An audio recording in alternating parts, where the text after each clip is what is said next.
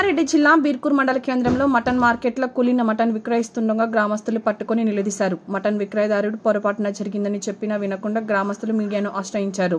Mutton మార్కెట్లో మేక కుళ్ళిపై ఉండడం వాస్తవం. ఆరోగ్యంగా ఉన్నటువంటి మేకలను మాత్రమే కొయ్యాలి కానీ నిబంధనల తుంగంలో తొక్కి పశు వైద్య అధికారులతో కుమ్మక్కై నయానో భయానో ఇచ్చి మేకలకు ఎలాంటి చెకప్ చేయకుండా రోగాల బారిన పడ్డ మేకలను కోసి ప్రజల ప్రాణాలతో చెలగట్టమాడుతున్నారని గ్రామస్తులు ఆగ్రహం వ్యక్తం చేస్తున్నారు. కొందరైతే ఏకంగా శుక్రవారం కోసిన మటన్ శనివారం ఫ్రిడ్జ్ లో పెట్టి ఆదివారం అమ్ముతున్నారు.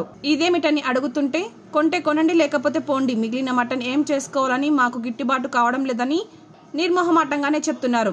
ఇంత జరుగుతున్నా సంబంధిత పశు వైద్య అధికారులు వీరిపై చర్యలు తీసుకోకపోవడం గమనార్థం. అరే కొద్దిగా ఉన్నా కానీ కరెక్ట్ కాదు కదా.